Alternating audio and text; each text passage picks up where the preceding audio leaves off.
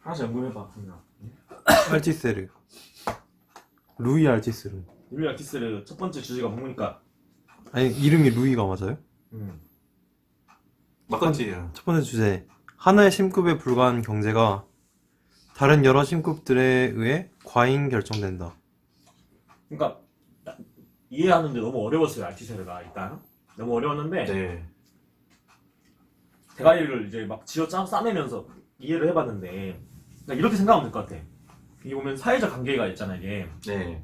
그다음에 A, B가 있고 C, D가 있다 치면은 경제 구조가 그 중에 하나인데 이 경제 구조가 다른 신급들 중에 하나에 불과한데 너무 지나치게 많이 영향을 미친다는 것 같아. 그러니까 알티세르가 주장에 따르면. 계속 이야기 그러니까 진행하시죠. 여러 신급들이 있는데 경제도 있고 정치도 있고 문화도 있고 사회도 있고 여러 신급들 있잖아. 근데 경제가 하나 신급 원 오브 댐인데 그 댐 전체를 지배하는 그 과잉 대표가 된다 이런 이야기 하는 것 같아.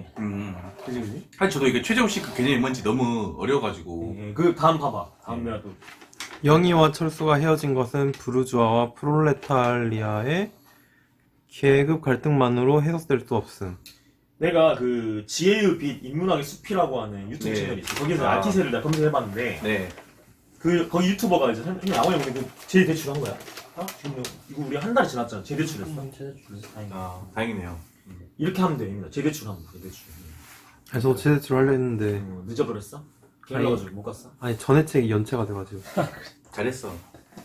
아니 전회책 이틀 연체될 거야. 그러니까 이게 약간 어떻게 보면 카드 리볼빙 같은 거예요. 그러니까 이거는 내 생각에는 빨리 끝내버리고 그 정치학 필독선 그냥 사자 그냥. 이 동욱이한테 그 35,000 불린 거 있지. 그거는 갚지 말고 그걸 사버렸죠 미루는. 아니 갚을 거예요. 갚을 거야? 파이지 무슨 소리예요? 안 갚아도 되니까 그 돈 그 책을 사라니까 그 아니, 책 2만 얼마? 살 거예요. 그래, 알았어. 그럼 이자도 아, 파야지. 2020년 10월에 올라간 건데 유튜브 채널 지혜의 빛 인문학의 숲이라는 네. 건데 내가 이거 공유를 한번 해줄게. 영희가 철수가 둘이 만나 사겨. 예를 들어서 근데 둘이 헤어졌어. 헤어졌는데 막스가 보기에 그들이 헤어진 이유가 뭐냐면 자본주의 사회에서 영희는 부르주아, 철수는 프롤레타리아야. 아. 그래서 이런 계급 모순에 따른 갈등 때문에 둘이 헤어졌다고 보는 거야 막스는. 그러니까 영희는 당연히 흑수저고, 금수저고, 철수는 흑수저야. 네. 금수저, 흑수저이기 때문에 경제적 그런 격차가 크잖아.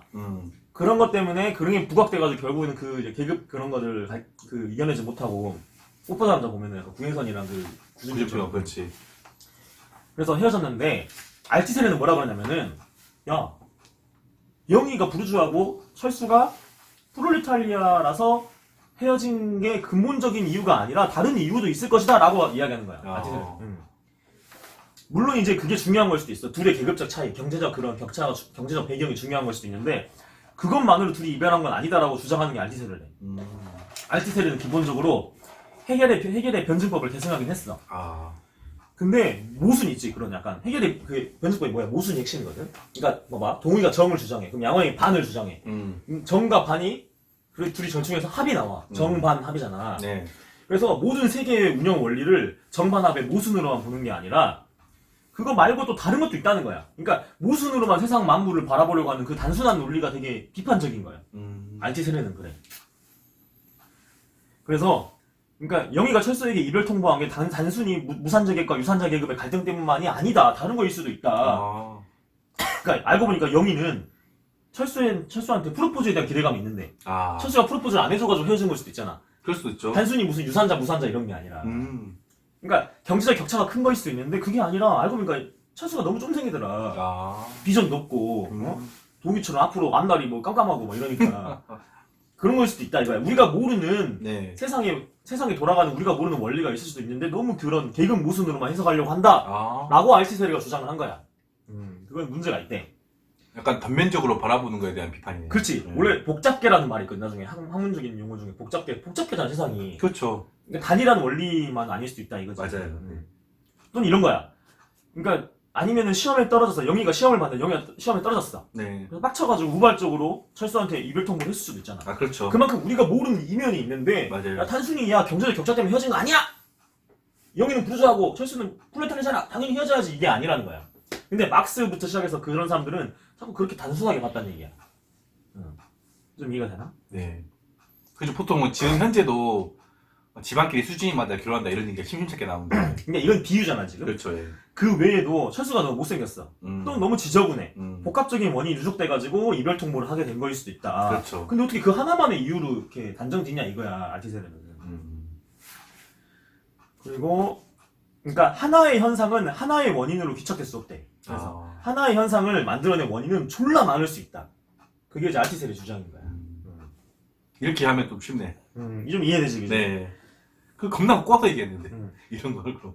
그러니까 봐봐. 네. 양원형 봐봐 이거야. 하나의 원인을 다양한 그러니까 하나의 현상의 다양한 원인들에 의해서 일어날 수 있다 이랬잖아. 이거를 알티세르적 용어가 뭐라고 했냐면은 중첩 결정이라고 그랬어.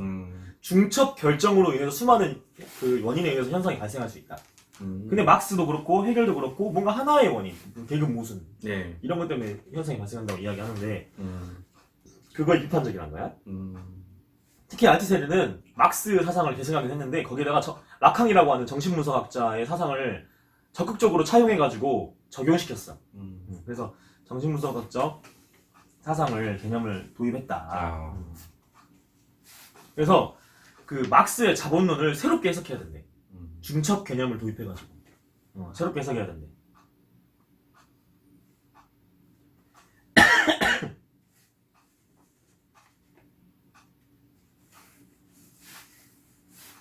그렇지.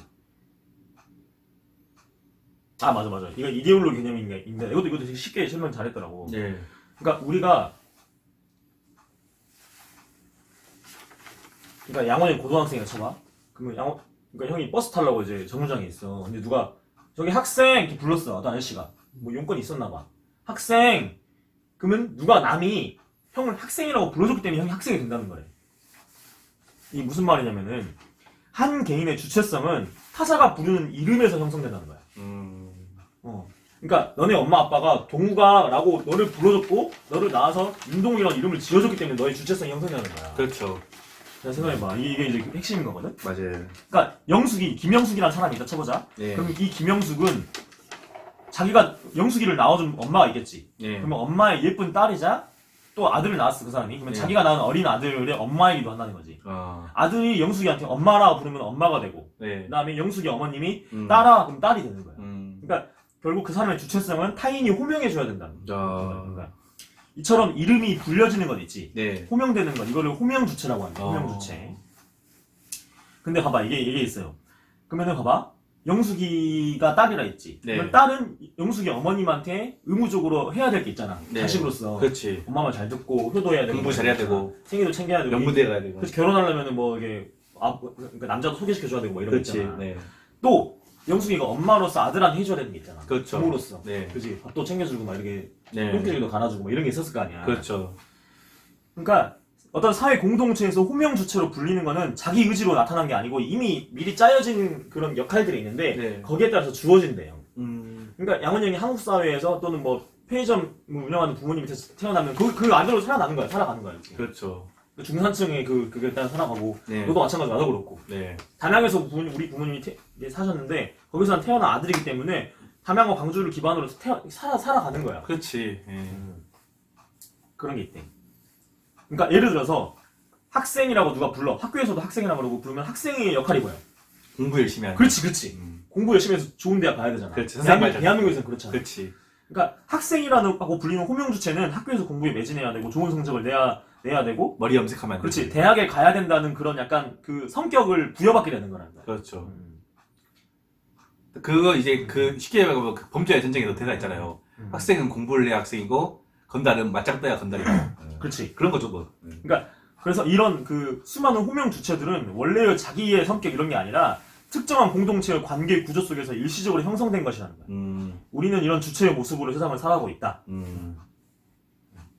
야 여기 책에도 구조주의에 대해서 얘기하는데 그렇지. 비슷한 맥락인 거죠. 그러니까 그래서 당신이 가진 그 이름조차도 윤동우라는 이름, 네. 그러니까 천양원이라는 이름, 박효영이라는 이름, 정혜민이라는 이름이 그 집에서 부여된 이데올로기래. 이게 이데올로기라는 거야. 호명 주체가 이데올로기에 불과하다는 거야. 양원이 이해돼 지금까지? 조금 이해돼? 나도 여기서 그러니까 이해한 걸 말하는 거야. 내가 내 생각을 말하는 게 아니라 유튜브에서 설명해준 알티셀에 대해서 네. 듣고 내가 말을 한 거야. 음. 이거 좀 어려운데. 네. 그러니까 그러니까 myself, 나라는 주체는 관계 구조 속에서, 즉 다른 사람들의 구조 속에서 태어난 하나의 인공물이래. 인공물. 이렇게 생각해 볼 수 있다는 거야. 예. 그러니까 타인이 나의 성격을 부여해주고 키워주고 이름도 붙여줬잖아. 네. 그러지 않아? 네. 그리고 형이 예를 들어서 캄보디아에 태어날 수도 있고 대한민국에 태어날 수도 있고 미국에 태어날 수도 있는데 네. 대한민국에서 태어났기 때문에 대한민국적 관습과 문화에 종속될 수밖에 없는 한계가 있잖아. 아, 그렇지. 그게 이제 그걸 이데올로기에 불과하다는 거야. 네. 주어졌다고 말하는 거. 그래서 봐봐. 사과라고 해봐. 그럼 사과가 떠올리지. 그럼 살인자라고 했을 때 누가 떠올라?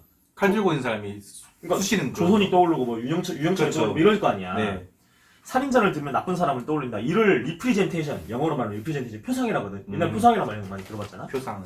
이를 이제 리프리젠테이션, 표상이라고 했을 때 예를 들어서 봐봐. 흑인에 대한 백인 우월주의적인 미국인들은 흑인을 무시해도 된다고, 또는 우리보다 못난 존재가 흑인이라고 무의식적으로 그렇게 사고가 주식된 부분이 있다는 거야. 그러니까 이게 흑인 인권운동이 활발하지 않았을 때 1980년대 이럴 때면 생각해봐. 7, 80대 그렇죠. 지금 우리나라에서 그런 게 있는 거지. 그러니까 표상된 그런 약간 가치관들 우리도 모르게 흡수된 부분이 있어. 맞아요. 그러니까 윤동욱으로 그렇게 키워지거나 이렇게 되는 부분이 있다는 거지.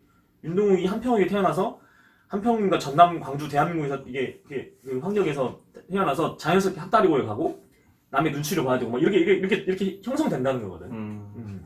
대한민국적 편견에 사로잡힐 수 있고 막 이런 게 있는 거지. 그렇죠. 미국에 태어나서 그렇겠지. 그러니까 백인 우월주의적인 그런 약간 편견이 있다 그러면은 그게 어떤 특정 백인 개인이 홀로 가진 게 아니라 그 백인이라면 미국 사회에서 그러니까 앵글로색슨 그 백인이라면은 누구나 그런 집단적인 표상을 가질 수밖에 없다는 거야. 그게 이제 그런 거지. 개인이 거부할 수 있는 게 아니라는 거지. 물론 그거를 뛰어넘어서 막 사과하는 사람도 있잖아. 그렇죠. 그렇지 않냐? 그런 사람도 있긴 하지. 맞아요. 그래서 이거를 집단 표상 체계라고 그랬대. 그러니까 그러니까 주체적으로 의식적으로 선택하기 이전에 무의식에서 먼저 작용한다 이거야. 이런 약간 그 집단 사고 방식이. 여기까지 따라왔지? 이런 게 있고. 이거 나 좀 이따 이거 내가 정리한 건데 이걸 또 공유를 해줄게 단톡방에. 네. 그래서 이게 좋든 나쁘든 그게 중요한 게 아니라 인간이 이런 집단 표상 체계 이데올로기로부터 자유로울 수가 없다는 것이 중요하다. 맞아요. 또 이런 이데올로기는 인간의 삶 평생 동안 사라지지 않는데 맨날 우리 여기 시달려야 된다는 거야. 그렇죠. 나부터 그러잖아 진짜로. 한국 사회에서 맨날 그런 고통받고 있잖아. 관짝 들어가기 전까지 그래야지 뭐. 그렇지. 그러니까 이게 알티셰르가 정신분석학자 락항 있지. 락항 많이 들어봤지. 락항이 영향을 많이 받은 거래. 그래서 인간은 어떤 사물을 바라볼 때 또는 어떤 생각을 할 때 있잖아. 투명하게 생각할 수가 없대. 항상 이런 구조주의적인 이데올로기에 편견에 사로잡혀서 볼 수밖에 없는 게 한계라는 거야. 알티셰르가 그렇게 이야기해. 그러니까 그런 말 있더라고요. 책 보니까 인간의 존재를 이제 자기 의지나 생각의 관점에서 바라보는 것이 아니라 사회에서 이제 이미 만들어진 그런 언어 구조나 무의식 구조에 의해서 구성된 존재라고 바라보는 그게 측면이 있는 것 같더라고요. 네. 그렇지. 예. 그러니까 막스의 철학을 알티세르는 전기 철학, 후기 철학으로 나눴거든. 이게 후기 철학의 핵심이 자본론이야. 그러니까 자본론은 그나마 이제 자본주의를 해석하는 과학적인 사고 방식으로 그렇게 만들었는데 네. 알티세르가 그걸 되게 강조했대. 그러니까 자본주의를 과학적으로 해석하려고 하는 막스의 후기 철학이 중요한 거지. 전기 철학은 개똥이다 이렇게 했다가 다시 자기가 그걸 수정했어 그 말을. 왜냐면은 과학적으로 그런 약간 해석하는 태도가 중요한 게 아니라 인간이 세상의 주체라고 자기가 주장했던 그런 근대 철학적 세계관 자체가 아까 봤지 이데올로기에 휩싸여가지고 어쩔 수밖에 없다 우리가 집단 표상 체계에 의해서 편견이 가질 수밖에 없고 그러니까 막스의 후기 과학적인 그런 그 세계관이 중요하다고 하니까 그거 내가 예술이었다 알고 보니까 비트겐슈타인처럼 비트겐슈타인 전기 철학 후기 철학 있거든. 힘이 알지. 그러니까 자기가 말한 전기 철학 그러니까 언어 게임 이론을 완전히 부정하고 언어 그림 이론을 이야기했거든. 그런 것처럼 알티세르도 야 막스의 그런 후기 과학적인 세계관이 중요하다고 했는데 그거 내가 사실 잘못 생각했다. 그게 중요한 게 아니라 모든 인간은 자기가 태어난 공동체의 그런 약간 집단적인 표상책이나 이데올로기에 휩싸일 수밖에 없다. 이런 이야기를 해. 그래서 인간이 주체적인 세계관을 갖고 살아갈 수 있다는 근대 철학도 사고 있지. 데카르트 나는 생각한다. 네. 고로 나는 존재한다. 그런 거에 굉장히 비판적이고 막스 철학에 대해서도 근대 철학에서 벗어나게 하려고 노력을 했다 이가. 그래서 알티세르가 탈근대화를 시도했대. 뭐 이렇게 이야기를 해. 여기까지 이해되니? 네. 내가 정리한 건 이거거든. 그러니까 완전히 짧게 요약하자면은 그러니까 그런 거죠. 그러니까 인간은 주체적이냐 아니냐 약간 이런 느낌? 그걸로 좀 해석이 되네요 저는. 그렇지. 그러니까 주체적인 사람도 있지. 그러니까 네. 예를 들어서 백인인데도 흑인의 인권운동을 하는 사람도 있잖아. 네. 그런 사람도 있잖아. 약간 우리가 옛날에 형 강남 잡혀라 그랬잖아. 강남에서 태어나서 되게 부유한데 그런 사회적 약자를 위해서 막 운동하는 사람도 있고 있단 말이야. 정우성 같은 사람도 있고 막 이러잖아. 맞아요. 막 난민 얘기하고 막 자기는 타워필에 살지만 난민 이런 사람도 있잖아. 이런 물론 뭐 어렸을 땐 가난하다고 할긴 한데. 그러니까 내가 부자라 그래서 부동산 규제를 덜하는 정부를 지지하고 이런 건 아니란 말이야. 반드시. 그렇죠. 그러니까 자기의 삶의 기반을 넘어서는 사고방식을 가질 수도 있어. 그렇지. 근데 대부분의 사람은 그러지 못하다는 거야. 영향을 받는다는 거야. 자기가 태어난 그 공동체와 집단 표상책이. 맞아요. 그것도 있죠. 그래서 이걸 내가 공유를 해줄 테니까 다시 한번 읽어봐야지. 네, 알겠습니다. 유튜브도 한번 가보고 원본. 네. 그 다음에 혜미야 다음이 있냐? 다음 없어요. 다음 없어. 그럼 넘어갈까? 여기 알티셀에 대해서 양원이 형님 이해한 거좀 말해줄 수 있을까? 일단 공유했어요. 알티셀은.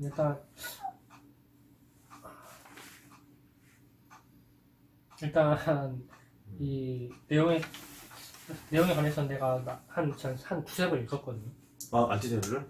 제가 계속 몇 번 말했지만 이거 몇 번 읽을 때마다 맨날 한 4시간에서 많게는 7시간까지만 읽고 있는데 한 번 읽을 때마다 4시간씩 읽었어. 4시간씩?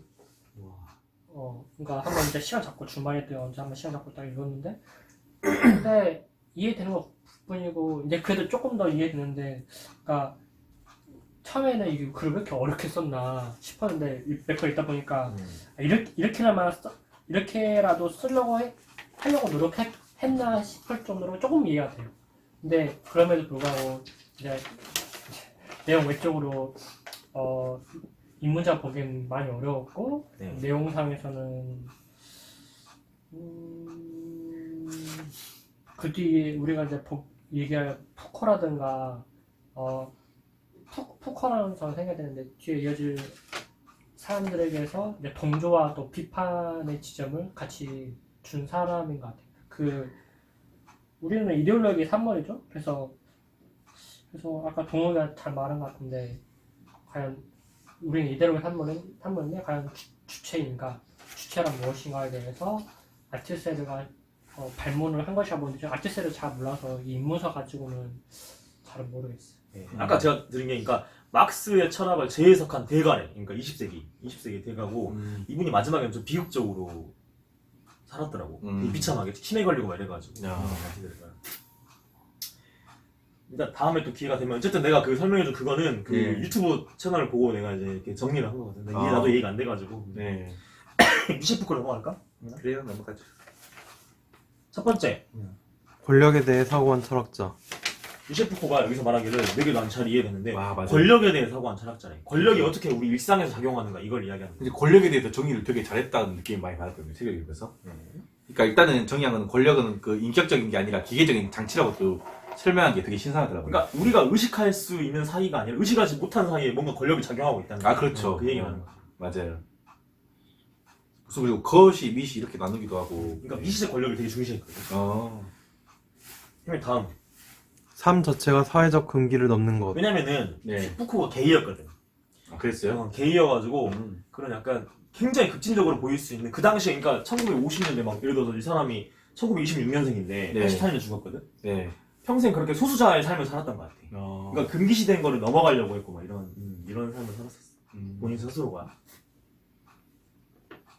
그다음 니체의 계보학을 계승해서 학교, 감옥, 병원, 공장, 결혼과 같은 우리의 관습이나 제도에 대해 계보학 수립. 그렇지. 그러니까 이게 뭐냐면은 니체가 세운 계보학을 이어받아가지고 그러니까 일상적인 공간이 있지. 네. 특히 감옥을 많이 중시한 것 같아. 파놉티콘. 푸코는 그렇지. 그 얘기를. 학교, 감옥, 병원, 공장 이런 조직과 기능들이 네. 다 이제 권력이 작용하는 일상에서 권력이 작용하는 그런 대표적인 기관이라고 이야기하는 거야. 권력 자격이 항상 이뤄지고 있다는 거를 폭로하는 게 이제 푸코거든. 푸코. 아직까지 좀 막연한데 구체적인 이야기를 곧 해볼 건데. 네. 그다음 지식은 늘 권력 작용을 수반하는 걸 넘어 권력 그 자체. 그렇지. 난 이게 좀 신선하더라고. 그러니까 뭐냐면은 이런 거 같아. 좀 이따 랑시에르도 비슷한 얘기를 하거든. 네. 혜나 너 어떻게 이해했어 이 부분? 그러니까 우리가 뭐 정치 공부를 하고 뭘 하면은 과거에 어떤 이렇게 정치학을 공부하든 경제학을 공부하면 아리스토텔스가 이랬고 네. 소크라테스가 이랬고 이 말을 들어서 야 과거에 그런 성인이 세계적인 철학자 그렇게 얘기했대. 그럼 그 말을 듣게 되잖아. 그렇죠. 그 말을 옳은 것이라고 당연히 여기게 되잖아. 그렇지. 그러니까 지식은 권력 작용이 아니라 그 자체로 권력이래 그냥. 그렇지. 그러니까 뭐 권력은 지식을 생산한다고 하더라고요.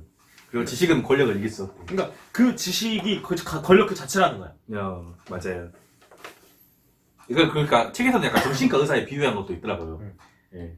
정신과 의사가 권력의 기능자가 아니라 사실 그 권력 그 자체. 그러니까 정신과 의사가 판단하는 그대로 우리가 믿게 되잖아, 그걸. 믿게 그렇죠. 되고 그걸 아 그렇구나 수능하게 되고. 음, 당신은 정신적으로 문제가 있는 사람이다, 정신 질환자입니다. 이러면은 음, 그러니까 막연하게 거기에 이제 저항하는 게 아니라, 그러니까 그 말을 그 말의 권위에 순응되고 믿어가지고 나는 그런가 보구나 이렇게 그러니까 받아들이는. 저는 이걸 들으면서 그게 떠오르더라고요. 그러니까 정신과 의사 그런 윤리 중에 그 환자로 온 사람하고 연애를 하면 안 된다.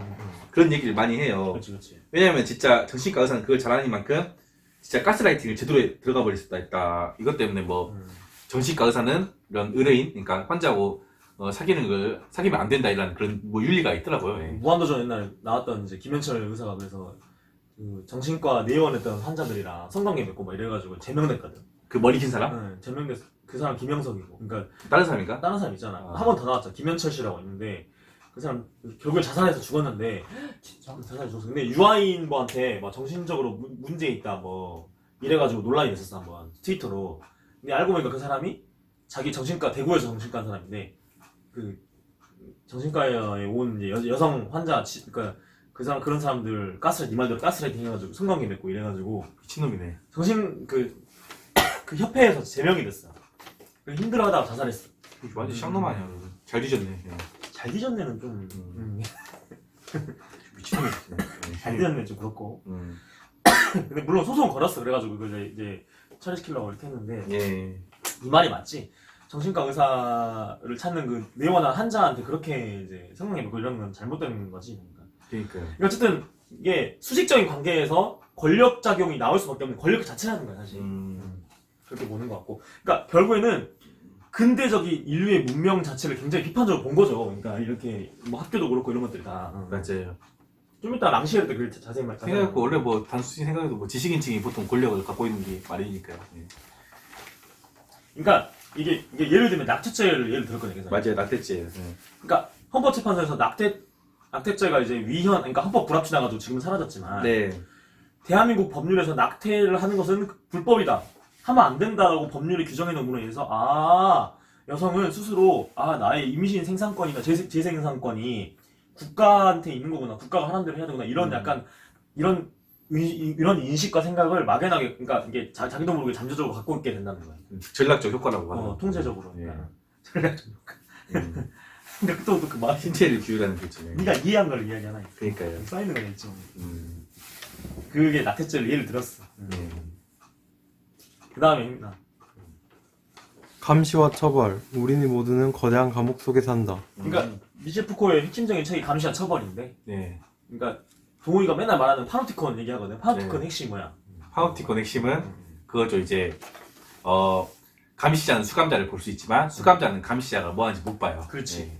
그게 핵심인데, 네. 그래서 뭘 말하냐면은 푸코는 규율 권력이라고 해요. 영어는 이것을 규율 권력. 뭐냐면은 감시자가 날 쳐다보고 있을 수 있다는 것 때문에 스스로 그렇게 막 행동을 조심하는 거야. 그걸 자기 검열이라고 하잖아. 네. 그게 핵심이에요, 현대사회에서. 왜냐면은 어디 돌아다니면 다 CCTV가 있고, 그렇죠. 그 다음에 신용카드 우리가 긁으면 어디서 뭘 샀는지 다 알잖아. 그렇지. 그러니까 그런 것 때문에 현대를 살아가는 사람들은 다 언제든지 내가 감시당할 수 있고, 언제든지 내가 다 이런 식으로 다 이렇게 그러니까 이게 다 까발려질 수 있다는 걸 알고 있기 때문에 스스로 그걸 행동을 조심해서 한다는 거야. 이게 핵심이라는 거예요. 감시와 처벌. 그렇죠. 우리는 모두 거대한 감옥 속에 산다고 그러는데 진짜 그런 것 같긴 해. 그렇지. 심지어는 구글도 그렇고 구글 말고도 뭐 쿠팡도 그렇고 우리의 네. 그런 약간 쇼핑 정보라든지 알고리즘 정보를 다 합수해 가잖아. 다 네. 가져가가지고 다 그게 막 계속 물건 사게 만들고 막 맞아요. 띄우잖아 광고를 막. 그렇죠. 그 다음에 이제 규율 권력 신체적 효율이 늘어난 만큼 생산성 증가하긴 하는데 네. 이런 거야. 그러니까 모범적인 노동자나 병사, 학생들을 양산하게 만든다는 거야. 규율 권력에 따라서. 그런 면에서 너무 푸코 책을 안 읽고 지금 인문상을 보고 과대해석인지 모르겠는데 그런 면에서 그러니까 한국의 이 수많은 지배층들 뭐랄까 사자가 들어간 전문가들, 그 다음에 뭐 꼭 아니어도 대중적인 하여튼 대부분의 뭐랄까요, 위정자들을 비판할 수 있는 지점이 아닐까. 그렇죠. 맞아요. 그러니까 뭐 그 위정자들은 게 사회 체계에서 벗어나지 않고 거기에 잘 부합해서 그 의사가 되고 변호사 되고 그 직위를 얻은 거잖아요. 네. 근데 우리는 이제 그냥 뭐 이거 학술적이지 않아도 우리가 알다시피 그들은 체계를 위해 공부하지 약자를 위해 공부하지 않잖아요. 아 그렇지. 지금 의대 경쟁이 되게 빡센데 의대 가려고 왜 의대를 의대 가냐? 관련 사람들이 슈바이처럼 막 이렇게 의료봉 허순처럼 막 이게 아니잖아. 그러니까 의사가 되는 순간 타인의 생명을 치료하고 타인의 위험에 빠지면 건강을 지켜주고 이런 가치 때문에 가는 게 아니라 권력과 명성과 그다음에 소득이 바로 따라오는 거거든. 그렇지. 의대를 가는 순간 돈을 잘 벌잖아. 그게 핵심이야 그게. 그러니까 단순히 돈을 잘 번다고 하면 유튜버가 될 수도 있는데 그게 아니라 명성에 따라와. 이 사람은 상류층이고 뭐 이게 바로 명성에 따라오잖아. 그 의사라는 가치가 소득이 좀 따라오고. 프리미엄 있지. 네. 그러니까 변호사, 검사, 판사랑 좀 달라. 그러니까 명성은 따라와 거기도. 근데 소득이 막 연봉이 1억이 안 된단 말이야 거기는. 근데 의사는 개업하고 개원하고 막 이렇게 이러는 순간 내 아들 잘 키웠다는 것도 되고 그다음에 소득도 바로 따라온단 말이야 요즘에. 맞아요. 그러니까 의사가 되려고 하거든. 양호 형이 말한 대로. 음. 그러니까 규율 권력이라고 그랬잖아. 네. 규율 권력으로 인해서 야 모범적인 노동자가 돼야 돼. 군생활 열심히 하는 군인이 돼야 돼. 막 이런 게 있잖아. 네. 대학 공부 열심히 하는 학생이 돼야 돼. 이런 사람들 양산한다는 거야. 규율 권력에 따라서. 우리는 다 그렇게 된대. 네. 그걸 어려운 말로 행영장치라고 이렇게 하더라고. 행영장치. 그러니까 감옥이나 약간 법률이 촘촘하게 있을수록 범법자가 될 가능성이 높아지는 거야. 평범한 사람들이. 이런 얘기도 하고. 근데 다음도 있나? 주권 이론과 통치성. 이거는 뭐냐면은, 그러니까 주권이 존재하려면은 네. 복종하려는 신화가 필요하대. 그러니까 리바이어던이 리바이어던 얘기하면서 주권 이론을 해석하는데, 네. 그러니까 국가의 주권이 존재하려면 그 국가의 통치 체계에 복종하려고 하는 신화가 필요하다라고 신화 자체를 말을 꺼낸 것 자체가 이미 복종하는 주체다 신화가. 그렇죠. 그러니까 근데 국민이 아니잖아. 시민이 아니고. 맞아요. 그런 게 있대. 그래서 효과적인 이제 예속이나 집에 예속 관계 어떻게 신하들을 제조했는지를 파악을 한다는 거지. 이거를 동의가 말한 대로 이제 전략의 총체성. 그러니까 통치성이 뭐냐면은 네. 어떻게 하면 신하들이 잘 복종하게 만들려고 하냐. 그 전략이라는 거야. 통치성이. 아, 형은 다른 책을 더 본 거예요? 이거는 내가 그냥 이거 본 거지. 어쨌든 핵심은 푸코는 어떻게 우리 일상에서 권력이 작용한 거고 그다음에 그 권력의 작용에 따라서 평범한 사람들이 어떻게 그 권력을 내면화하고 규율 권력에 따라서 그 권력자가 알아서 원하는 행동을 하게끔 만드는 거야. 그러니까 우리가 보면 내가 최근에 야인시 때도 보고 있는데 11번째 보고 있거든요. 그러니까 네. 이제 두목과 이제 네. 그러니까 오야분과 이제 꼬붕들이 사이에 꼬붕들이 어떻게 오야분 말 잘 듣잖아. 그렇죠. 그런 것처럼 대한민국이라고 하는 거대한 권력 체계가 있고 여기서 규율 권력이 작동해. 네. 그럼 대한민국에 사는 국민들은 다 스스로 그 대한민국이라는 권력 체계에서 원하는 행동을 하게 돼. 그러니까 푸코는 그 얘기를 하는 거야. 우리가 시키지 않아도 대한민국 무슨 뭐 예를 들어서 무슨 그냥 1984에 뭐지 그거요? 거대한 그거? 지켜보고 있는 거 뭐라 그러지? 아, 빅브라더? 빅브라더 그렇지 그렇지. 맞아. 아, 빅브라더. 그러니까 빅브라더가 그러니까 그 빅브라더 아래에 살고 있는 사람들 있잖아. 이렇게 그러니까 야 이거 해 저거 해라고 하지 않아도 알아서 하게 긴다고 그러니까 그런 게 있다는 거야. 푸코는. 그러니까 일상 속에서 작용하는 권력을 잘 캐치하려고 노력했다는 사람이야. 그래서 성의 역사, 감시와 처벌. 그러니까 푸코는 사실 제일 유명한 학자지. 우리들도 많이 알고 있는. 그렇죠. 근데 무슨 뭐 아동 성애자 이래가지고 이런 폭로가 나중에 있었어. 그래서 욕 많이 먹고 있는데 어쨌든 권력에 대한 저항을 사고한 철학자예요. 푸코는. 맞아요. 양훈 형이 한번 코멘트 듣고 넘어갑시다. 너무 멋있었어. 아니 저도 저도 하도 유명해서 읽어볼 기회가 있으면 읽겠다 해서 아직까지 이제 제대로 된 그 책을 안 읽어봤지만 그냥 여기 우리가 읽은 인문수 자체로는 사실은 맛밖에 못 본 것 같아요. 좀 읽고 싶다고 생각. 그러면 이제 미시프코 관련된 그 서적이나 이런 걸좀 읽어야겠죠. 근데 우리가 사실 인문서를 읽는 건이라도 대단한 것 같은 게 그냥 어떤 학자 이름만 알잖아. 근데 인문서를 읽으면 그나마 내용을 파악할 수 있고. 그렇지. 근데 우리가 예를 들어 성의 역사나 감시와 처벌 그 원문을 읽기는 좀 아니 인문수 좋긴 좋아요. 좋긴 좋은데 역시 그리고 인문서 치고는 좀 어려워요. 어려워. 아쉽다. 그러니까 더 읽어보고 싶은 또 공부해보고 싶은 마음이 든다 이겁니다. 네. 다음은 들레즈. 들레즈. 들레즈도 어떻게 얘기했어? 뭐가? 궁금하네. 들레즈요? 그러니까 뭐 시뮬라크르 그거에 대한 얘기를 많이 하더라고요. 그러니까 시뮬라크가 뭐냐고. 그 확실성이 배제된 상태래요. 그림자도 같은 상태인데 아, 이게 무슨 그 약간 그 곡갈 모양 이걸 하면서 이제 습관의 뭐 반복에 대한 고찰 그걸 얘기를 많이 하던데 그러니까 뭔 말인지 알겠어 지금. 듣고. 네. 나는 형이랑. 책 내용을 알기 때문에 대충 그래? 뭔 말인지 알겠어. 형만 듣고 방금 말한 거 듣고. 그럼 그러니까 설명해봐. 동원 네가 이해한 거야. 반복에 대한 얘기를 많이 하더라고요. 이 반복이란 게 이제 첫 번째가 습관이고 두 번째가 기억이고 세 번째가 뭐 시간의 형식이라고 하는데 네. 첫 번째는 너무 두서갑자. 그러니까 이게 뭔 말이냐면은 현면은 첫 번째가 존재론의 질서지. 말 존재론. 그러니까 들레즈는 어떻게 말하냐면, 그러니까 이게 서양 철학의 전통인데 네. 세상은 항상 움직인다는 거야. 움직이고 변화한다는 거야. 네. 이게 핵심이에요. 들레즈가 보기에는. 아. 근데 플라톤의 고대 그 서양 철학을 어떻게 보냐면은 네. 핵심이 뭐냐면 이거야. 세상은 움직이지 않는데. 음. 움직이지 않고 차이가 없대. 그러니까 모든 게 다 동일해야 되고, 그러니까 일정해야 되고 동일해야 되는데 어떤 차이가 있으면 차이를 다 없애야 된다는 거. 보는 게 플라톤이야. 근데 그거 문제 많거든 들레즈가 보기에는. 차이 그 자체로 인정해야 되고 이런 얘기를 하는 거거든.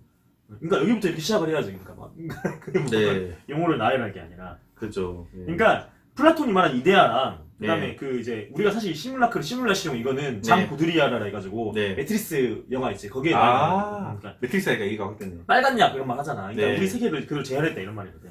그러니까 플라톤의 이데아랑 정 반대 말이 시뮬라크래요. 들레즈가 보기에는. 그러니까 시뮬라크는 변화하는 거 그 자체, 변화의 원리, 항상 변화한다는 거야 인생. 아. 나도 그렇게 생각해. 그래서 확실성이 배제했다고. 그러니까 네. 양원이 형이 10년 전에 정천여왕과 10년 후에 정천여왕 아예 다른 사람이거든. 내가 봤을 때는. 들레즈가 보기에는. 나도 그렇게 보거든. 세상은 항상 변화해. 끊임없이. 그렇죠. 사람도 변하고. 그러니까 이소라의 그 바람이 분다 보면 세상은 나만 빼고 다 달라져 있다 그러잖아. 그렇죠. 모든 게 다 달라져 있어 항상.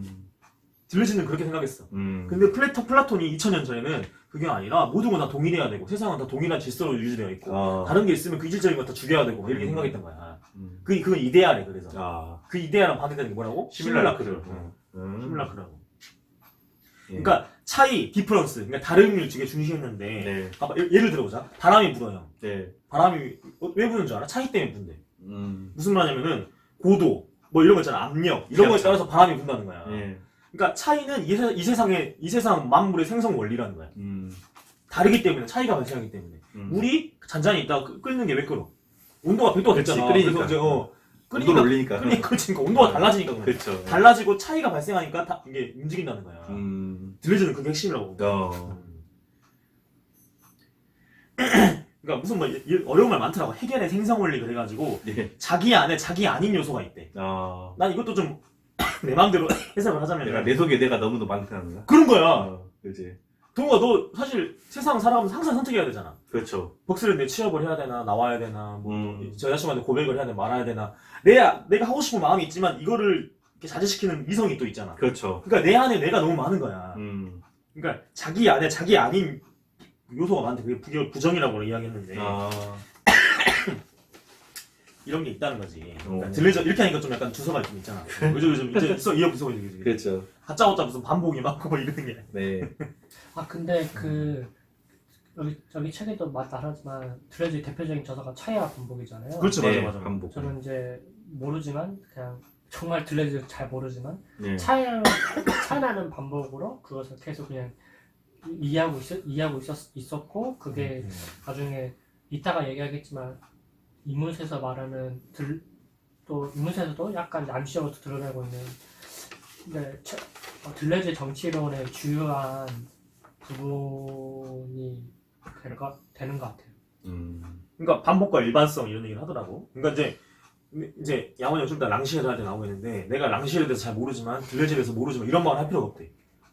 그러니까 이게 습관처럼 이야기하잖아. 내가 뭐 플라톤에 대해서 잘 모르지만은 미셸 푸코에 대해서 잘 모르지만 그 말은 모르면 말하지 말라는 말이잖아. 그렇죠. 그러니까 내가 모르는데 말을 하겠다는 얘기거든. 양원이 오히려 용감한 거지. 그러니까 내가 모르지만 말하겠다는 얘기잖아.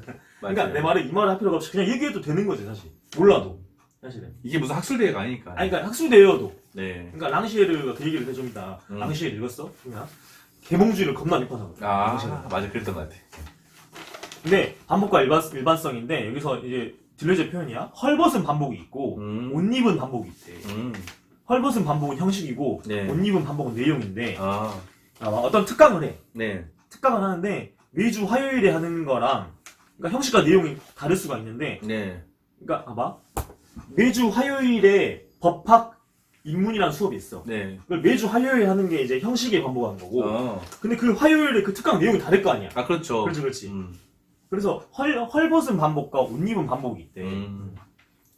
그런 말을 그러니까 우리 수업 듣는 것도 막 이제 그렇지, 정치학을 내서 화요일 목요일에 강의가 있어. 근데 내용은 항상 다르겠죠. 그치. 정치학이 매주 화요일에 있는 거는 이제 네. 형식은 계속 반복되는 거야. 네, 그렇죠. 시간표는 계속 반복되겠지. 학기 동안에. 그래서 아까 습관, 기억, 시간, 동의가 말한 게 네. 그러니까 항상 우리는 있잖아 뭔가를 반복해서 그게 습관이 된다는 거야. 아침에 밥 먹고 동의는 9시에 출근하기 위해서 7시 반에 일어나냐? 그렇죠. 아니 지금 7시 50분. 7시 50분에 일어나고 네. 그러니까 그 습관을 들이기 위해서 매일 반복한다는 거야. 아, 왜? 그렇죠. 왜 습관을 왜 들여? 9시까지 가야 되니까. 그렇지. 네. 가야 되니까. 기억 같은 경우에는 과거를 현재한대. 음. 그러니까 무수한 과거들이 무수한 현재에 의해 뒤집힌다는 거야. 좀 많이 어렵잖아. 네. 이게 나는 그래 그러니까 간단하게 생각을 하면은 그러니까 네가 미래에 뭘 해야 되기 때문에 그걸 뒤집는 거야. 예를 들어서 네가 이제 뭐 그 병원에 갔더니 고혈압 진단 받았어. 네. 원래는 옛날에 햄버거 처먹고 밤에 뭐 치킨 처먹고 이랬는데 앞으로는 그 건강을 해지기 위해서 그러면 안 되잖아. 네. 그러니까 과거는 그랬지만 이 현재에 의해서 과거가 뒤집히는 거야. 원래는 치킨 처먹고 새벽 2시에 뭐 이랬는데 이러면 안 되겠다 더 이상. 그럼 이제 그걸 중단하는 거지. 그렇죠. 과거들인지. 예. 이제는 좀 어렵긴 하네요. 그래서 반복이 이게 뭘 이야기하려고 하냐면 모든 역사적 사건과 인물들은 2번 이상 반복이 된대. 비극과 희극을 계속 반복. 비극이었다가 희극이었다가. 옛날에 우리 경제도 있잖아. 그래프가 있거든. 이렇게 일정한 그걸 그 경제 상승 그 그래프라 해가지고 그렇죠. 계속 반복되는데 그런 부분이 있고. 그다음에 이드라는 말을 하거든. 이드라는 말 들어봤어? 이드? 들어봤지. 이드 있고 에고 있고 슈퍼에고 막 이러잖아. 네. 슈퍼에고는 뭐 이런 거지. 대한민국 사회의 평등 뭐 이런 거. 이게 슈퍼에고 막 이런 거 있잖아. 네. 내가 생각하는 공동체를 위한 이거 해야 되고 뭐 자아실현 뭐 이런 거 하잖아. 에고. 이드가 뭐야? 밥 먹고 싶다. 섹스하고 싶다. 뭐 이런 거 있잖아. 아. 본능적인 거? 그러니까 그러니까 잠재적으로 내재되어 있는 그 이드가 엮어내는 사건들이 어떤 드라마처럼 엮여지면서 어떤 미래를 만들고 역사를 이룬다는 거야. 그러니까 어떻게 보면 있잖아. 김재규가 12호 사건 일으킨 것도 네. 충동적인 걸 할 수 있어. 슈퍼에고가 아니라 이드의 이런 개 같은 새끼한테 내가 있으면 안 되는데. 뭐 200만 명 뭐 캄보디아처럼 필리핀처럼 하라고? 차이체 이 새끼 이러면서. 그러니까 차이체 같은 새끼 말 듣는 이런 각하 혁명의 반동자라서 싸버리잖아. 그렇지. 이것도 무슨 슈퍼에고가 아니라 사실 이드에 의해서 그런 걸 수도 있다는 거지. 그러겠네요, 진짜. 네. 그러니까 다시 돌아오면, 그러니까 모든 다르고 차이가 있기 때문에 반복을 일으키고, 희극이 일어났다가 비극이 일어났다. 이런 약간 차이가 반복을 일으키고, 이 반복적인 행위를 하다 보면서 역사가 형성되고 뭐 이런 얘기를 하는 것 같아. 저는 그래서 68혁명이 어떻게 일어나냐 이 얘기를 하는 것 같아. 힘이 졸리니까 빨리 하자. 68혁명 진짜. 그 68혁명에 대한 얘기 나중에 같이 하면 좋을 것 같아요. 68혁명 자체를 해도 좋은데, 이게 두 번째 주제가 뭐냐면은, 68혁명 전후의 프랑스 철학이에요. 프랑스는 혁명의 나라이기 때문에. 들려주는 여기까지 합시다. 땡. 랑시에르? 랑시에르, 뭐 있지? 누나? 민주주의 포기? 이 민주주의 역설 이런 걸 얘기 많이 하는데. 그렇죠. 예. 그러니까 원래 인민 스스로의 통치라고 하는 그 민주주의 핵심 원리가 있잖아요. 그게 이제 그 의미를 상실해가지고 공산주의 이념을 끌어와서 재해석한 게 이제 랑시에르. 네. 그 질문을 던지더라고. 우리 모두는 평등한가? 라는 질문을 하더라고요, 이 사람들이. 그러니까 랑시에르의 기본적인 전제가 뭐냐면은 당연하게 여겨지는 건 다 의심하는 거야. 직감적으로 당연히 여겨지는 건 다 의심해. 왜 학생은 교수 말 들어야 되지? 뭐 이런 거 있잖아요. 왜 자식은 부모한테 효도해야 되지? 왜 그래야 되지? 막 이런 거 있잖아. 네. 이런 거. 모든 걸 그러니까 다 의문점으로 갖는 거야. 사실 그러면 사실 살기가 어렵지. 그렇지. 있잖아. 그러니까 세상의 규율과 공동체의 그런 약간 관습과 가치관이 있는데. 약간 어떻게 보면 이게 약간 얄미운 초딩같이 보일 수 있으니까. 그렇지. 그래서 그 부모나 선생이 막, 자, 이렇게 하면 안 되겠지 하니까, 왜요? 이지라면. 왜요? 이건 뭐예요? 근데 한 대 펴불고 싶거든, 그러니까. 네. 그러니까 한 대 패보고 싶다는 거를 무릅쓰더라도, 그러니까 동욱이 말 잘했어. 한 대 패보고 싶다는 게 관습과 공동체의 그 문화야. 그잖아. 그냥 이걸 따라야 되는 거지. 그래서 여기 의문을 제기하면은 아웃사이더잖아. 그렇죠. 근데 예를 들어서 그런 거 있어. 뭐냐면은, 물론 왜요란 질문 자체를 안 하면 안 되겠지만, 예를 들어서 긴급할 때 있잖아. 막, 예를 들어서 막, 어떤 사람이 고열이 너무 심해. 고열이 너무 심해. 얼른 병원 가야 돼. 얼른 빨리 저기 이 사람 얼른 옮겨야 되니까 빨리 그 일부 그 앰뷸런스 불러준다니까. 근데 어떤 사람이 왜요 이지라면 그때 진짜 펴고 싶거든. 긴급 1시간 급한데 왜요 이지라면 진짜 어우 예. 어제도 좀 네 그런 경우에는 이제 그렇게 하면 안 된다. 그러니까 이게 의학적이나 과학적인 얘기를 하는 것 같지는 않고 그거 네. 있잖아. 그러니까 우리가 관습 속에서 이렇게 살아야 되고 저렇게 살아야 되고 이런 규범과 당위에 대해서 네. 의문을 제기한 거라 말은 하는 그렇죠. 거지. 예. 그러니까 사람 죽었는데 CPR 하려고 그러는데 여기서 CPR 하는 게 당연한 겁니까? CPR 하면 안 되죠. 이 말을 하는 게 아니라고. 그렇죠. 예. 그러니까 네 말이 방금 그 말이 아니라고. 네네네. 물에 빠졌는데 물에 빠져서 왜 구해야 되죠? 이건 아니라고. 그렇죠. 그런 말 예. 아니야. 구해야지. 이건. 네 맞아요. 그런 말을 하는 게 아니라 예. 무조건 동생은 형 말을 잘 들어야 되고 막 이런 거 있잖아. 그렇죠. 예. 그런 거 있잖아. 언니한테는 동생이 무슨 언니 말 잘 들어야 되고 자기 유서 막 이런 거 있잖아. 그렇죠. 이런 사회적 관습적 질서 있지. 네. 이런 거에 대해서 의문을 물음표를 던졌다는 거지. 이게 이제 랑시엘의 기본 이제 전제입니다. 네. 그 다음에 세 번째 계몽주의 비판론. 계몽주의를 비판했어. 아. 그러니까 양원이 형 이런 거 많이 하잖아. 무지한 대중들을 깨우쳐서 막 이런 거 있잖아. 많이 하잖아. 이런 거. 네. 이게 굉장히 잘못됐대 랑시엘은. 그렇게 말하더라고. 그러니까 랑시는 약간 그러니까 그거 있는 것 같아요. 지적 능력은 사람들 지적 능력은 다 동등하게 있다고. 동등하다고 생각하는 것 같아요. 왜? 그러니까 의사들이나 아니면은 그런 어디 블루칼라 계층이나 다 똑같다 이거지 지적 능력은. 그렇지. 근데 그러니까, 제가 보기엔 이건 맞는 것 같아요. 그러니까 계몽해야 되고 뭔가 가르치고 지도해서 뭔가 사회가 변화할 수 있다라고 생각하는 자체가 되게 오만한 거라고 이야기를 했어. 그러니까 쉽게 말하면 그런 말 하잖아요. 사람이 있잖아요. 완전히 아인슈타인 같은 0.01 엘리트가 아니면 생각하는 거 다 거기서 거기다 라는 말을 많이 해요. 그러니까 아인슈타인이든 아니면 윤동욱이든 정혜민이든 아니면은 그 누구냐 그 정훈이든 다 똑같다는 거야. 기본적인 능력 자체가. 그렇죠. 능력 자체가. 그걸 스스로 발현할 수 있대. 그러니까 이제 랑시엘은 그거 얘기하다 보니까 노동자들은 약간 계몽해야 될 존재라고 생각하지만 이미 노동자들끼리도 자기들끼리 막 연대하면서 어떻게 하면 그 사회를 좀 어떻게 할 것인가 그걸 또 고민을 많이 하고 있다고 했더라고요. 예. 그러니까 그냥 단순히 그 노동 많은 사람들이 아니라 그런 생각까지 갖고 있다는 거죠. 그렇지. 예. 그러니까 그 얘기를 뭐냐면은 우리가 네. 흔히 얘기하잖아. 편의점 알바하고 그다음에 네. 등록금 벌기 위해서 무슨 카페 알바하고 이런 사람들은 음. 스스로 사유할 여유가 없는 거 아니냐라고 지식인들이 많이 얘기해. 뭐냐, 붕어빵 장사하는 사람들은 붕어빵 장사하기 위해서 무슨 뭐 그 재료 만들어야 되지 막 하루가 바쁘잖아. 바쁘죠. 그러니까 힘들지. 정치 문제나 공동체 문제에 대해서 고민할 여유나 신경을 쓸 수가 없다. 그런 이야기들 많이 하거든. 네. 아니다. 아니죠. 1830년대 40년대 노동자들이 뭐 했는지 봐라. 스스로 자기 권리를 인식하고 뭔가 목소리를 내고 투쟁을 했다는 거야. 그렇죠. 그렇게 네. 했다는 거야. 맞아요. 그러니까 삶에 여유가 없는 사람들, 하층에 있는 사람들은 야 고민할 여유가 없어, 사색할 여유가 없어. 그래서 지식인들이 알려줘야 돼. 막 이랬는데 야 이 개 같은 소리 하지 마. 이런 얘기 했다. 오만한 얘기다. 그렇지, 그런 얘기를 했다는 네. 거지. 또 이런 것도 있어. 그러니까 무지한 부모 밑에서 성장한 아이들이 무조건 다 그렇게 무지하게 살아야 되나? 그건 아니거든. 그렇죠. 전til 부모가 그러면 다 똑똑했나? 그건 아니거든. 맞아요. 예. 반드시 그런 건 아니거든. 그래서 어쨌든 인간은 모두 평등한 지적 능력이 있다. 그래서 자기 스스로가 해방되고 싶은 의지가 있으면 다 해방될 수 있고 누구나. 아 근데 저는 이제 사실 여기서 의문이었던 것은 모르겠어요. 그 경계성 지능은 어떻게 설명했나? 그러니까 지적 장애인들도 물론 있지. 그러니까 네. 그런 사람들도 있는데.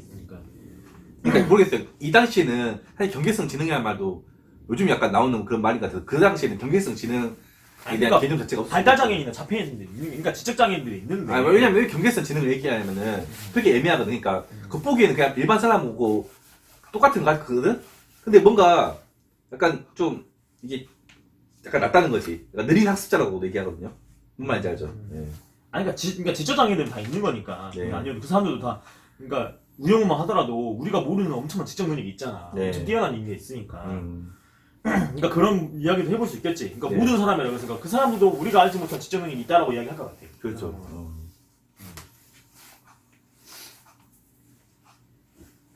지금 거의 다 이야기한 것 같은데. 네. 아, 근데 이것도 재밌더라고. 그 자코토라는 사람이 맞아. 불평등을 인정한 상태에서 현실의 불평등을 가능한 축소해 나가는 것이 평등을 위한 길이라고 말했는데 사실 이 문장을 보면은 논리적으로 이거 제일 현실적이고 논리적으로 맞는 말 같은데 또 이 명제를 갖다가 이제 양씨는 좀 비판했더라고요. 예.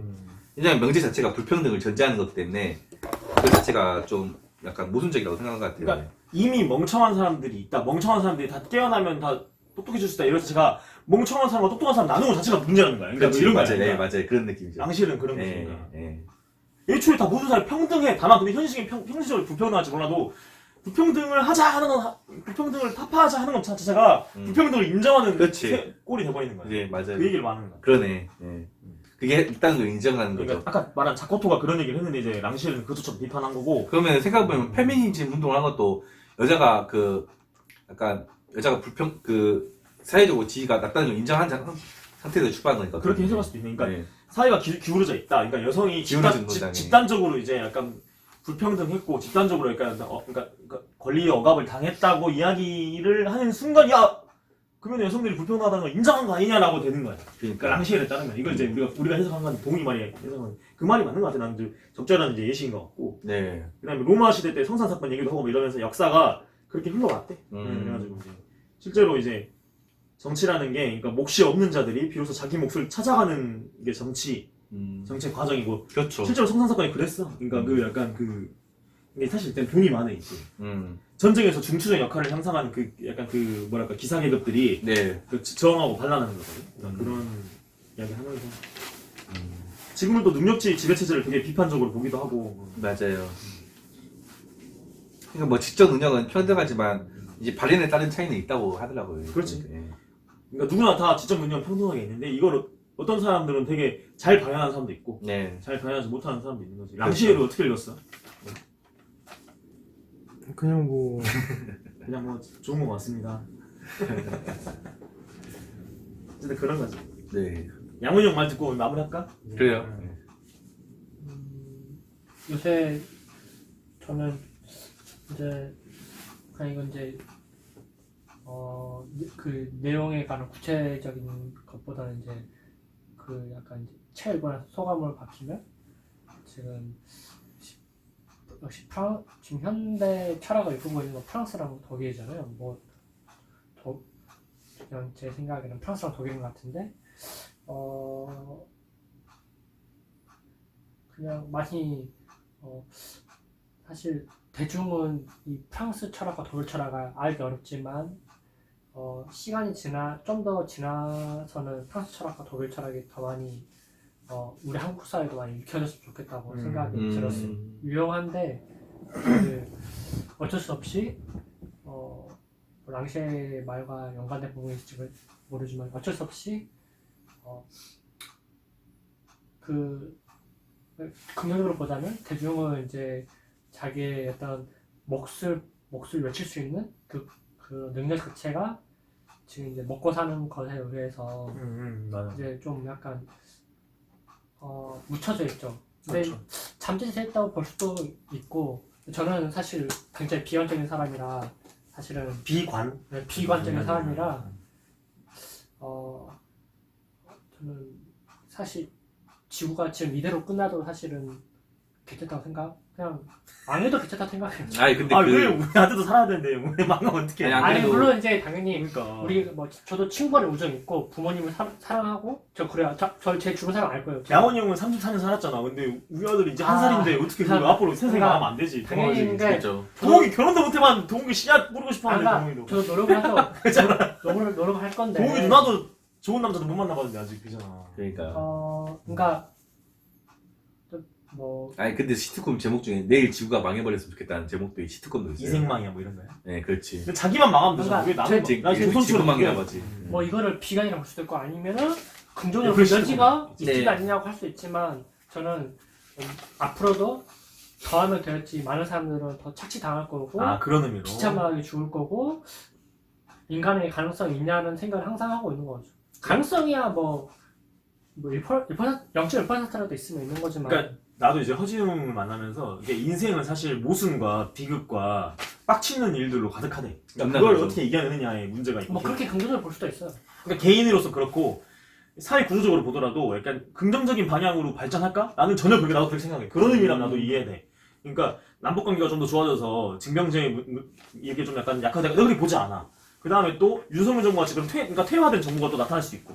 그렇죠. 그러니까 더 심각한 사람이 나타날 수도 있는 거고 더 퇴화될 수도 있고 발전할까 난 그렇게 보진 않는 것 같아. 점점 더 사회는 삭막해지고 막 이런 부분이 있잖아. 우리 그런 앞에 의미에서 비관적이라는 좀 거야. 더 얘기하자면 앞에 길게 하면 무리하게 엄청나게 많이 얘기했지만 대표적으로는 우리도 많이 대중도 알다시피 기후위기, 그다음에 그렇지. 그다음에 전쟁위기는 아직도 급박해요. 전쟁위기, 기후위기, 그다음에 우리나라는 더 심각한 이제 인구 위기도 있고 이 세 개의 위기만 가지면 사실 우리나라의 민주주의는 언제 무너져도 이상할 게 없고 네. 제가 봤을 땐 전체주의와 독재 사회는 불행할 확률이 매우 높다고 생각을 해요. 불행할 수도 있지. 그러니까 할 실제로 가능성이 매우 높다고 진짜? 생각을 해요. 이스라엘이랑 무서워. 그러니까 그 아프가니스탄이 아니구나. 이스라엘이랑 팔레스타인 전쟁도 있었고 러시아 우크라이나 실제 그런 전쟁이 일어나고 또 세계에서 일어나고 있고 네. 꽤 큰 전쟁이잖아 이거. 맞아요. 예. 우리는 사실 국지전만 있었는데 그러니까 꽤 큰 전쟁이고 북한도 최근에 뭐 계속 막 미사일 쏘고 막 이렇게 한단 말이야. 중국과 맞아요. 전차 대만, 띄우고. 중국, 대만, 미국 그지 그지. 이 사이에 우리는 껴 있고요. 그거 아니어도 기후위기도 심각하고. 그러니까 사회 구조적인 기후위기나 뭐 전쟁의 위기 이런 거는 우리 개인이 어떻게 할 수 있는 건 아니지만 네. 그렇게 냉철하게 바라봐야 된다라는 측면에서는 좀 나도 공감을 합니다. 근데 맞아요. 아까 그 양호 형이 말했던 것 중에 하나가 그 우리가 좀 먹고 사는 그 먹고 사니 좀 경제적인 부분에 너무 약간 얽매여 있기 때문에 어떤 우리가 밟고 있는 세상과 세계를 인식할 만한 사유할 만한 여유가 없는 것도 사실 내가 랑시는 거에 비판적이었지만 네. 근데 그 우리가 읽었던 한나 아렌트가 뭐라 했냐면은 폴리스적인 사고방식을 가져야 인간답다 그랬거든. 근데 랑시는 다 폴리스로 사고할 수 있다 이렇게 이야기했어. 네. 근데 우리는 갈수록 알바하느라 뭐하느라 복수해도 일하느라 오이코스가 지배하기 때문에 맞아요. 그러기가 어렵다 그랬어. 그러니까 오이코스가 점점 더 그러니까 현대인들은 오이코스에 지배당하기 쉽기 때문에 폴리스적인 사고방식 하기가 어렵다 그랬거든. 근데 랑시엘은 할 수 있다 그랬어. 그랬잖아. 방금 그 얘기 하는 거거든. 네, 맞아요. 그러니까 저기 그 셰파빌지 쓴 천연도 할 수 있다는 거야. 그렇지. 공동체에 대한 고민을 할 수 있고 맞아요. 그냥 가르치려주고 이럴 필요 없다는 거야. 그 얘기를 아까 해준 것 같아. 그러니까 어떻게 보면 그게 깨시민 담론하고도 약간 연결되는 부분이고요. 깨시민 담론이 뭔데? 깨시민? 그 깨시민 담론이 그거죠, 이제. 그러니까 어떤 사람들이 나는 깨어있다고 착각을 하고 자꾸 다른 사람들 가르치려는 거야. 옛날에 뭐냐가 있었냐면은 그 이상한 그 문파 사이트 있잖아. 오이라는 사이트에서 무슨 운동을 했냐. 한나라당 또는 새누리당을 찍으려는 사람들 설득시키기. 안 찍도록. 이지랄 한 거야. 나는 깨어있으니까. 나 이 사람을 설득해야 되는 거지. 새누리당 찍은 사람은 무시한 거니까. 그러니까 설득을 해야 되는 거야. 그러니까 원래 노무현 대통령 돌아가시면서 네. 행동하는 양심 김대중 대통령 그다음에 깨어있는 시민들 조직된 힘이라 해가지고 네. 이게 맞는 말이거든. 네. 맞는 말인데 그래서 깨어있는 시민들이라는 이 말만 떡 대가지고 네 말대로 네. 보수우파 그다음에 보수정당을 지지하는 사람들은 깨어있지 못한 사람들 이 사람들을 깨워야 돼 이렇게 되는 거야. 그치. 그래가지고 이 깨어있는 시민들이 민주당을 절대적으로 지지해주고 막 이러는 거야. 음. 그래서 거기에 비판적인 진중과 허지웅들을 족치고 음. 이게 깨시민이 된 거야. 깨어있는 시민들 조직된 힘은 반드시 보수파를 정당을 지지하는 거를 이거 비판적으로 이거는 노무현 대통령 그 얘기를 하는 건 아니거든. 맞아요. 그러니까 문파인지 모르겠어요. 문파 쪽에서 우리는 깨있으니까 너희들을 계몽할 거야. 그리고 너는 그렇지, 그게 왜 그렇지. 문제냐고 또 하잖아요. 이것에서는 탑 지점이 정치로 타협할 수도 하는데 탑 지점은 없고 저는 역시 서로 간에 폭력을 쓰는 게 좋지 않나. 마지막에 진짜. 아니 이건 농담을 하는 말 아닙니다. 왜냐하면 근데 장난식으로 얘기하기도 했지만 폭력을 뺐어요. 형, 그게 위험한 생각인 게 그럼 야인시로 돌아가서 우리가 폭력을 써야지. 뭐. 옛날에 그 예를 들어 국가보안법이라든지 그렇게 폭력으로 억압한 사람들은 그걸로 정당한 거야. 내가 옳으니까 이 사람은 옳지 못한 거니까 폭력으로 무조건 진압을 해야 된다. 그러니까 정치를 그러니까 이런 저의 정치관과 연결되어 있는 건데 계속 제가 얘기하는데 좀만 더 얘기하면은 정치를 예전에도 이런 얘기 한 적 있고 저만 좀 유달리 좀 다른 얘기 했는데 정치를 우리가 민주적으로 토론하면은 우리가 좀 더 나은 사람 만들 수 있어. 우리가 서로 갈등하지만 그래도 토론하고 그게 정치 아니야라고 할 수 있어요. 그것도 정치 맞아요.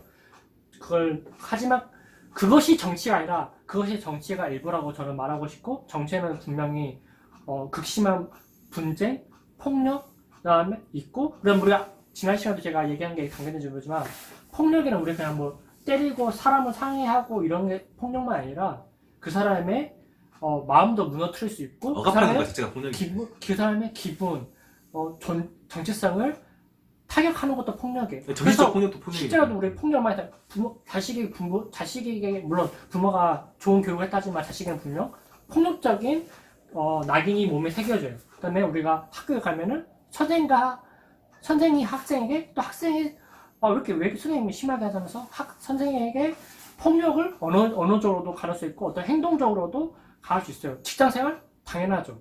그다음에 우리 일반 사회 정치에 무조건 막 말이 안 통하는 사람들과도 언제나 폭력을 공유하면서 폭력을 서로 폭력에 대한 하면서 살아요.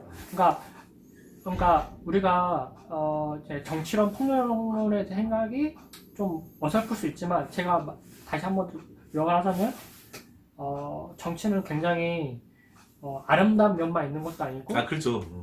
있는 게 아니고 그다음에 정치는 사실 사람이 강인함을 요구하는 거라 생각을 해요. 그러니까 모순과 뭐 차별 배제도 폭력이다 뭐 이런 의미로 말하는 것 같아요. 진짜 무슨 뭐 다 때려 부시자 뭐 이런 건 아닌 것 같아요. 옛날에 우리 그러니까 해방정국 때 있잖아. 네. 공산당 때려 진짜로 총 쏴고 전쟁했거든 그때. 맞아요. 김두한이 했던 게 그거잖아. 백색 맞아요. 테러고. 네. 그러니까 그런 걸 양호하게 말하는 건 아닌 것 같고, 그러니까 폭력과 차별과 배제의 의미에서 폭력 뭐 이런 얘기를 하는 것 같습니다. 진짜 무슨 쇠파이프 들고 이석기처럼 무슨 뭐 통신에서 뚫고 뭐 12시부터 하자는 얘기는 아니잖아. 그러니까 그런 뭐 저도 강간, 살인 이런 거는 집단 학살 이거는 그런 말 하는 게 아니야. 용인하지는 않습니다. 그렇죠. 하지만 이제 좋다 나쁘다 떠나서 정치에는 폭력이 수반되는 거죠. 근데 어쩔 수 없이 수반되는 건 있으니까. 뭐 오늘 여기까지 하고 다다음 주에 3장 하고 4장 하고 다다음 주에 4장 하고 이제 마무리를 하겠습니다. 예.